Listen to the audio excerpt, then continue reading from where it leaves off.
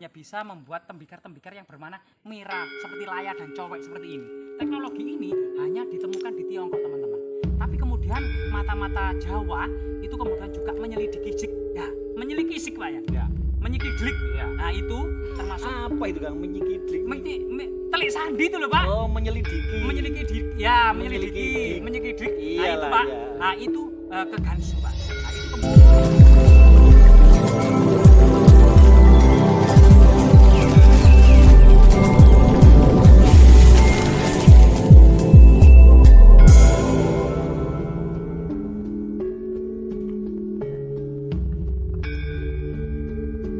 Nuwun sewu Pak, dengan Pak siapa ini Pak? Pak Min. Pak Min ya, warga lokal sini saja. Sering di lokasi ini Pak. Pak Min di lokasi ini sering ada penampakan apa saja Pak? Kalau mungkin cerita tutur warga setempat Pak. Loh. Ular gaib apa ular asli Pak? Gaib Pak, banyak Pak ya. Apa di sini itu bekas apa ya? Kerajaan kuno Pak. Di mana Pak? Di mana Pak ya? Di daerah sana. Itu ada makam Pak ya? Makam yang kakinya timur. Salah, tapi sebenarnya teman-teman, menurut kita membuka literasi kuno ya, ketika Chengdu bersama rombongan orang-orang Tiongkok melakukan jaringan perdagangan, ini Mahuan ini mencatat secara detail. Salah satunya yang dicatat adalah teknik-teknik memperlakukan jenazah. Jadi dalam kitabnya Yin Ye Shen Lang tahun 1433 Masehi, itu Mahuan mencatat bahwasanya orang-orang Majapahit itu tidak hanya dibakar dalam upacara ngaben. Itu memang kebiasaan para raja atau para petinggi kerajaan Majapahit. Rakyat Majapahit pada umumnya itu juga tidak dibakar. Antara lain mereka ditanya kepada yang mau mangkat itu. Nanti kalau setelah mangkat diapakan? Dilarung di Sungai Berantas, dekat dengan Sungai Berantas ya, atau kemudian dikuburkan, itu kubur kuno Pak, dengan orientasi ke timur, barat, atau mungkin ditaruh di dalam hutan gitu ya, di gua-gua seperti itu. Jadi tidak hanya dibakar saja teman-teman ya. Ini mungkin bisa memberikan sedikit ya wawasan atau juga sedikit teman-teman. Di situ Pak, ini Pak, fosil ular Pak. Loh, ini Pak, ini apa ini Pak? Nah, ini pelungsungan ular teman-teman ya. Asli itu. Oh ya asli ini. Real. Kamera. Nah, ini teman-teman. Ini kulit ular teman-teman. Kelihatannya ular hijau Pak ya. Iya. Apa namanya? Bahasa Jawanya ular hijau itu Pak? Lumbuk. Ular luwuk ya. Loh. Bukan ular yang senengannya dibawa Pak ya. Bukan ya. Yang hijau bukan yang janur juga bukan ya? Oh, ada yang janur, ada yang Janur luwuk, itu Pak hijau ya Pak ya? Hijau. Hijau. Ini nggak ada bisanya Pak ini Pak ya. Wah, Kalau Iya, ini jelas nggak ada. Oh nggak ada Pak ya. bukan kulitnya Nggak ada. itu kan. Jadi ular Kalau hijau ularnya ini ada. konon katanya memiliki racun lebih kuat daripada ular kobra 10 kali lipat Pak. Nah ini luar biasa Pak. Ini Pak, ada fosil ular yang sana Pak. Ayo, teman-teman ini. Apa mana iki? Mulutnya. Loh, Nah, ini fosil teman-teman. iya. Ini, teman-teman. Nah, ini Iya. sudah melapuk. Kelihatannya ini sudah ratusan tahun teman-teman ya. Saya coba Kang, saya menunjuk Kang, biar Hah? tahu di kamera Kang. Hah? Menunjuk yang mana? Oh, tadi? ini teman-teman. Fosilnya Mengajak ke itu. sana teman-teman. Ini sudah memang ini adalah fosil ular ya. Mungkin selama ini dikira kayu kering, ternyata ular ini. Oh, ini fosil berarti ya. Fosil ular ini teman-teman. Nanti biarkan saja teman-teman ya. Kita terus melakukan eksplorasi di sini karena di sini itu tinggalannya yang sangat bersejarah Pak ya. Coba kita Pak bisa ternyata di tunjukkan sini ya. ada ular. Nah ini Nah, fosil itu- ular teman-teman. iya. Nah itu ada yang raksasa yang besar sekali teman-teman ya. Apa itu ekornya? Iya, Itu kepalanya ya? kayu kering. Iya, Iya. kepalanya itu. Ekornya itu. Iya, itu ekornya ke sana Iya, sampai iya. semak belukar teman-teman. Aduh, luar biasa besarnya ini teman-teman ya. Ternyata memang banyak ya. Selain itu yang kita temukan kulit Banyak ular sekali asli, ya. juga ada fosil ya, juga fosil ular. Barang-barang yang raksasa, teman-teman. aneh-aneh di zaman Yang dulu ya. kayu kering. Jelas dikira kayu kering.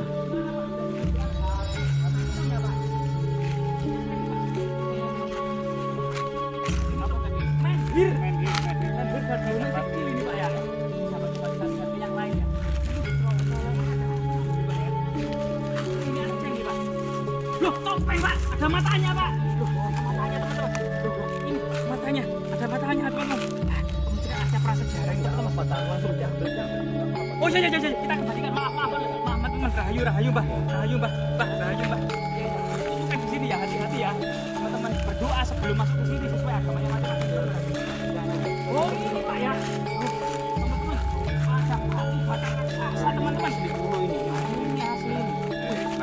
Real. Ukurannya itu luar biasa. Bukan ini panjang. buatan orang jam sekarang, bukan. Bukan, kotak sekarang itu kecil-kecil, Jadi nggak ada yang separuh lebar ini. ini. Separuh. Loh, ini ada lingkarannya ya. Ada yang mengatakan ini bata perempuan, teman-teman. Yang lurus itu bata laki-laki. Nggak tahu ini kajiannya seperti apa. Ada yang mengatakan ada batu bata perempuan, ada batu bata Itu laki-laki. kunci maksudnya. Iya mungkin, batu kunci mungkin ya. Nah ya coba kita lihat ke yang lain Pak. Apa Pak? Apa ini? Oh ini bekas buli teman. Bantuan deh. Bukan, ini semacam buli-buli atau kendi kecil. Kayak jamur ya, tapi ini berglasir. Ya, tadi ini diimpor dari Tiongkok selama pelayaran Cheng Ho. Ya, Cheng Ho itu datang 7 kali ke Majapahit, teman-teman. Muhammad Cheng Ho itu Laksamana, iya nama orang. Berarti masjid Cengho itu. Iya, jadi dulu di tahun 1406, 09, 09 sampai 1433 itu Laksmana Cheng Ho itu berlayar ya dari Tiongkok, yang itu memang temannya Kaisar Yunglo selama kecil itu dia senantiasa bermain dengan Yunglo.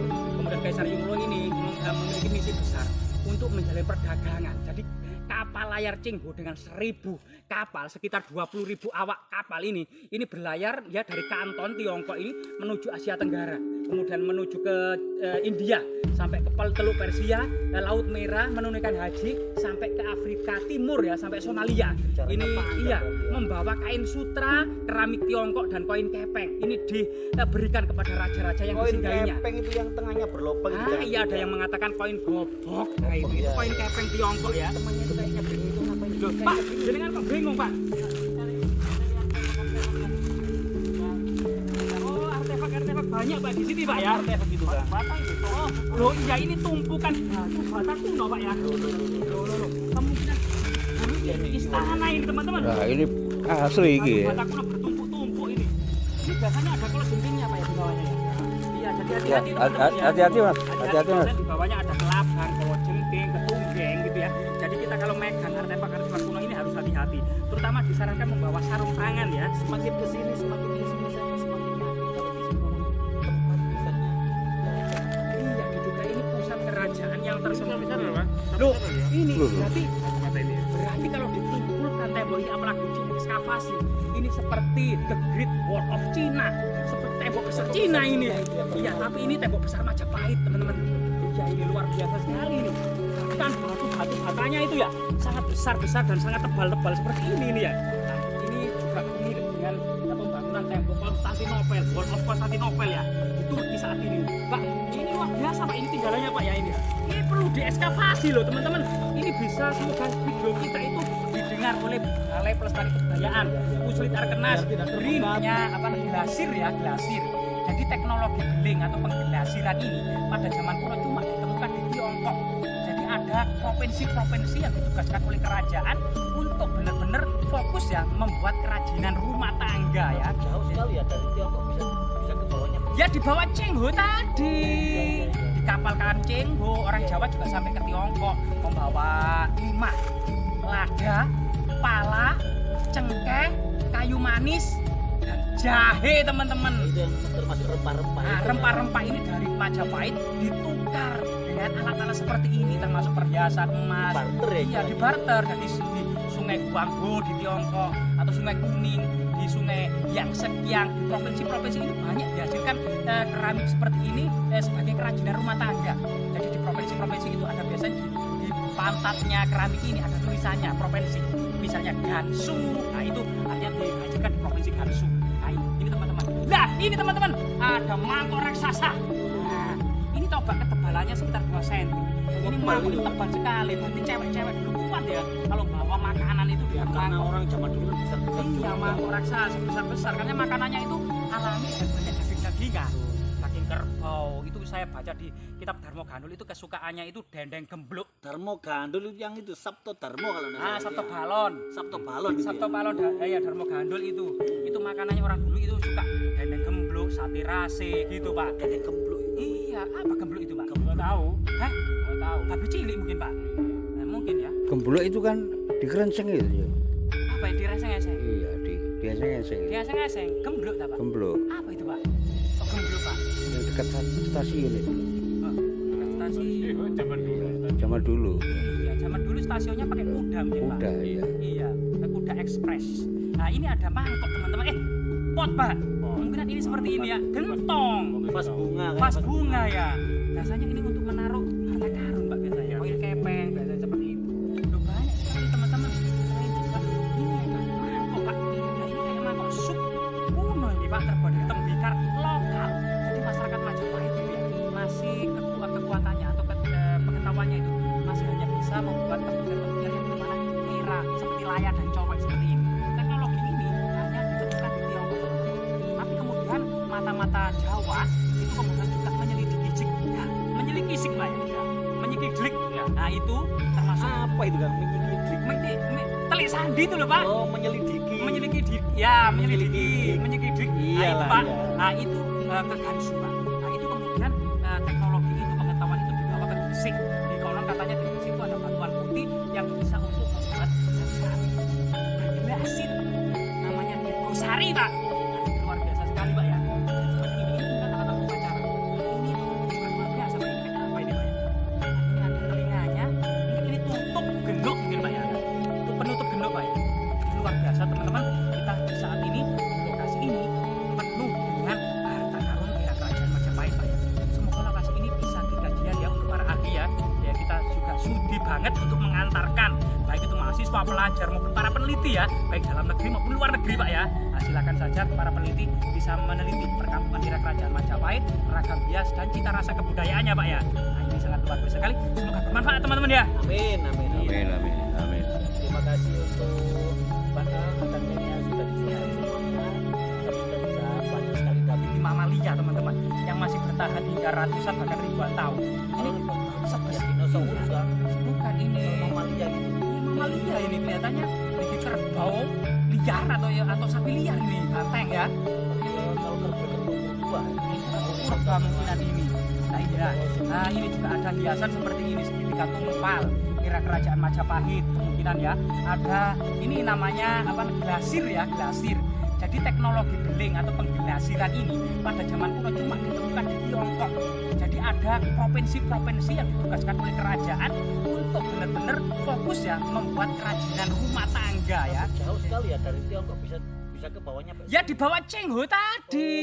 Oh, iya. Di kapal kan Cengho, orang Iya, Jawa iya, juga sampai ke Tiongkok membawa limak, lada, pala, cengkeh, kayu manis dan jahe teman-teman. Itu yang termasuk rempah-rempah. Nah, itu rempah-rempah ini dari Majapahit ditukar dengan alat-alat seperti ini termasuk perhiasan emas. Dibarter ya Iya, istilahnya. dibarter. Jadi di Sungai Guangho di Tiongkok atau Sungai Kuning di Sungai Yangtze Kiang di provinsi-provinsi ini banyak dihasilkan keramik seperti ini sebagai kerajinan rumah tangga. Jadi di provinsi-provinsi itu ada biasanya di pantatnya keramik ini ada tulisannya provinsi.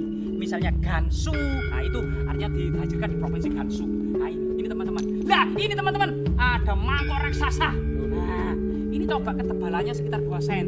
Ini mangkok ini tebal sekali. Berarti cewek-cewek dulu kuat ya kalau bawa makanan itu biar Karena mangkok. orang zaman dulu besar-besar. Iya mangkok raksasa besar-besar karena makanannya itu alami dan banyak daging-dagingan. Daging kerbau itu saya baca di kitab Dharma Gandul itu kesukaannya itu bendeng gemblung. Dharma Gandul yang itu Sabto Dharma kalau Ah satu galon. Sabto Balon. Sabto Balon dan Daya Dharma Gandul itu makanannya orang dulu itu suka bebek gemblung, sapi rase gitu pak. Bebek gemblung. Iya, apa gemblung itu pak? Gemblung tahu? Hah? Nggak tahu. Tapi cilik mungkin pak. Mungkin ya. Gembulek itu kan dikerenceng gitu. Apa yang direnseng-eseng? Iya, biasanya eseng. Eseng-eseng. Gemblung apa? Gemblok Apa itu pak? Oh, gemblung pak. yang dekat stasiun itu. Zaman dulu. Sama dulu stasiunnya pakai kuda. Kuda, iya. Iya, kuda ekspres. Nah ini ada mangkok teman-teman. Pot pak. Kemudian ini seperti ini ya. Gentong. Vas bunga. Vas bunga ya. Biasanya ini untuk menaruh Pak. Koin kepeng. Banyak sekali teman-teman. Saya juga ini ada mangkok pak. Nah, ini kayak mangkok sup kuno ini pak, terbuat dari tembikar lokal. Jadi masyarakat Majapahit gitu ya masih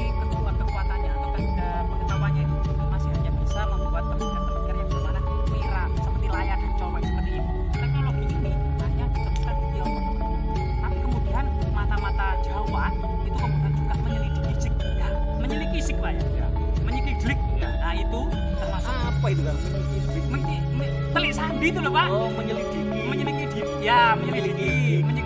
Iyalah, Pak. iya. Nah itu ke Gansu Pak. Nah itu kemudian teknologi itu pengetahuan itu dibawa ke Gresik. Jadi konon katanya di Gresik itu ada batuan putih yang bisa untuk membuat basit. Namanya Degosari Pak. Luar biasa sekali Pak ya. Ini anak-anak upacara. Ini juga telinga sama ini apa ini Pak? Mungkin ada telinganya, mungkin ini tutup genduk mungkin Pak ya. Itu penutup genduk Pak ya. Luar biasa teman-teman, kita di saat ini lokasi ini penuh dengan harta karun dari kerajaan Majapahit Pak ya. Semoga lokasi ini bisa dikajian ya untuk para ahli ya. Ya kita juga sudi banget untuk mengantarkan baik itu mahasiswa, pelajar maupun para peneliti ya, baik dalam negeri maupun luar negeri Pak ya. Nah, silakan saja para peneliti bisa meneliti perkampungan era kerajaan Majapahit, ragam hias dan cita rasa kebudayaannya Pak ya. Iya. Nah, ini sangat luar biasa sekali. Semoga bermanfaat teman-teman ya. Amin, amin, Amin, amin, amin. Ya, terima kasih untuk Oke. Akangnya ini ya sudah dijelaskan semuanya Ya. dan kita juga banyak sekali